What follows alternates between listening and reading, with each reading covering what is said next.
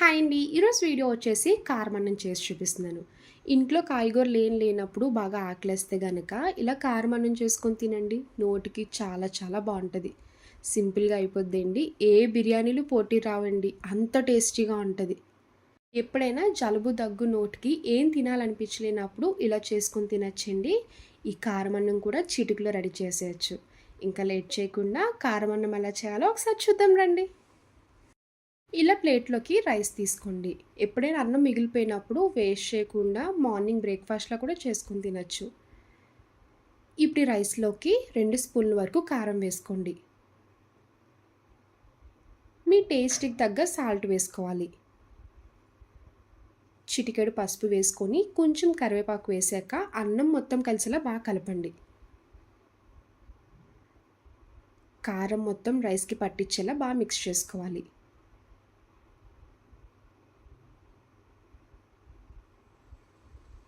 చూడండి, రైస్ అంతా ఇలా రెడ్గా కలిసేలా బాగా కలుపుకొని ఇప్పుడు ఈ రైస్ని పక్కన పెట్టుకోండి. మీరు కలిపిన కారం అన్నం డైరెక్ట్గా తిన్నా బాగుంటుందండి. లేదు అంటే ఇలా తాలింపు పెట్టుకోండి, టేస్ట్ ఇంకా బాగుంటుంది. స్టవ్ ఆన్ చేసి కడాయి పెట్టుకున్నాక 1.5 స్పూన్ నూనె వేసుకోండి.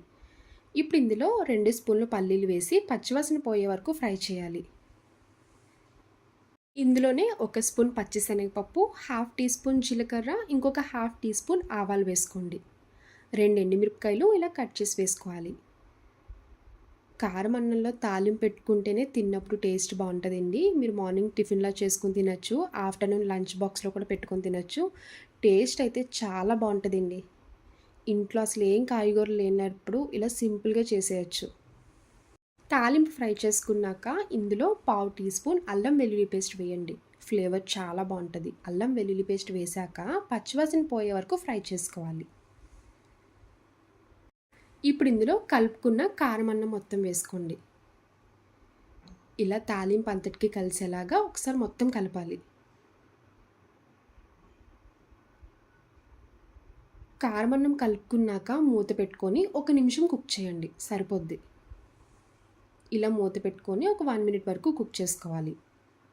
ఇప్పుడు ఇంకా మూత తీసుకున్నాక ఒకసారి కలుపుకొని వెంటనే స్టవ్ ఆఫ్ చేసుకోవాలి. కారం అన్నం వేసాక తాలింపులో ఎక్కువసేపు ఫ్రై చేసి కుక్ చేయకండి. ఒక 1 మినిట్ అయితే సరిపోద్ది. స్టవ్ ఆఫ్ చేసుకున్నాక ఒక ఉల్లిపాయ తీసుకొని సన్నగా పొడవుగా కట్ చేసి వేయండి. ఉల్లిపాయ ముక్కలు తగులుతూ ఉంటే కారం అన్నం తిన్నప్పుడు రుచి అయితే చాలా బాగుంటుందండి. ఒక్కసారి టేస్ట్ చేయండి, బాగా నచ్చుతుంది. ఉల్లిపాయ ముక్కలు వేసుకొని ఒకసారి కలుపుకొని ప్లేట్లో వేసుకోండి.